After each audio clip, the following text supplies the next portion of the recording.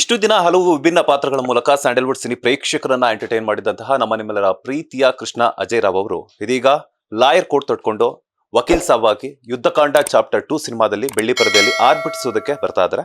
ಸ್ವತಃ ಕೃಷ್ಣ ಅಜಯ್ ರಾವ್ ಅವರು ನಮ್ಮ ಬಾಸ್ ಟಿವಿ ಜೊತೆ ಎಕ್ಸ್ಕ್ಲೂಸಿವ್ ಆಗಿ ಮಾತುಕತೆಗೆ ಸಿಕ್ಕಿದ್ರೆ ನಾನು ಮಾತನಾಡಿಸ್ತಾ ಹೋಗ್ತೀನಿ. ಸರ್, ಮೊದಲನೇದಾಗಿ ನಮಸ್ತೆ, ಹೇಗಿದ್ದೀರಾ? ಚೆನ್ನಾಗಿದ್ದೀನಿ ಸರ್, ಆಲ್ ಗುಡ್. ಇಷ್ಟು ದಿನ ಆಕ್ಟರ್ ಆಗಿದ್ರಿ, ಈಗ ಲಾಯರ್ ಆಗಿದ್ದೀರಾ. ಸೊ ಬಡ್ತಿ ಪಡ್ಕೊಂಡಿದ್ರ ಅಂದ್ರೆ ನಿಜ ಜೀವನದಲ್ಲಿ ಆಗಿಲ್ಲ ಅಂತಂದ್ರೂ ಪರವಾಗಿಲ್ಲ, ಬಟ್ ಬೆಳ್ಳಿ ಪರದೆಯಲ್ಲಿ ಆರ್ಭಟಿಸೋದಕ್ಕೆ ಬರ್ತಾ ಇದ್ರ. ಏನ್ ಹೇಳ್ತೀರಾ ಯುದ್ಧಕಾಂಡ ಚಾಪ್ಟರ್ 2 ಸಿನಿಮಾದ ಬಗ್ಗೆ?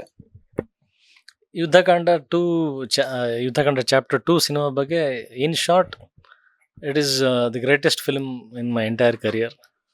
ಇಲ್ಲಿವರೆಗೂ ನಾನು ಮಾಡಿರ್ತಕ್ಕಂಥ ಸಿನಿಮಾಗಳಲ್ಲಿ ನನಗೆ ಒಂದು ಹೆಮ್ಮೆಯ ಸಿನಿಮಾ, ಕನ್ನಡದ ಹೆಮ್ಮೆಯ ಸಿನಿಮಾ, ಕನ್ನಡದ ಸ್ವಾಭಿಮಾನದ ಸಿನಿಮಾ, ಹೆಣ್ಮಕ್ಳಿಗೋಸ್ಕರ ಹೋರಾಟಕ್ಕೆ ನಿಂತಂಥ ಕೃಷ್ಣನ ಕಥೆ. ತುಂಬ ಖುಷಿ ಇದೆ ಸರ್.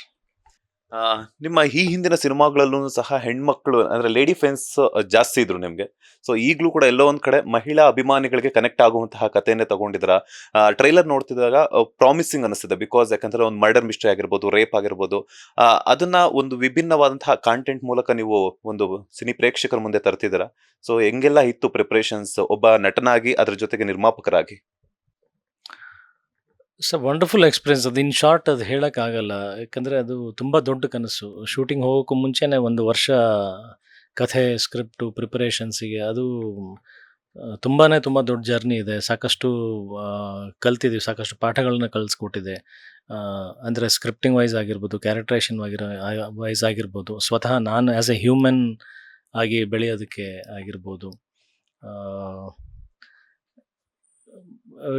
ಅಂದರೆ ಲೈಫ್ ಟೈಮ್ ಚೆರಿಷ್ ಮಾಡಬಹುದು ಅದನ್ನು. ಅಂದರೆ ಕೆಲವೊಂದು ಸಂಭ್ರಮಗಳು ನಾವು ಕಾಣ್ತೀವಿ. ಅಂದರೆ ಎಕ್ಸ್ಕ್ಯೂಸ್ ಮಿ ಅನ್ನೋ ಒಂದು ಸಿನಿಮಾ, ಮೊದಲನೇ ಗೆಲುವು ಅಂತ ಹೇಳ್ತೀವಲ್ಲ, ಹಾಗೆ ಈಗ ಮೊದಲನೇ ಪ್ರೀತಿ, ಮೊದಲನೇ ಗೆಲುವು, ಈ ಥರದ್ದು ಒಂದು experience for the first time. ದೋ ಕೃಷ್ಣಲೀಲಾ ನನ್ನ ಮೊದಲನೇ ಪ್ರೊಡಕ್ಷನ್ ಆಗಿದ್ರು ಇಲ್ಲಿ ಎಲ್ಲವನ್ನೂ ನಾನೇ ಜವಾಬ್ದಾರಿ ತೊಗೊಂಡು ಮಾಡುವಂಥ ಒಂದು ಪರಿಸ್ಥಿತಿ ಇದ್ದಿದ್ದರಿಂದ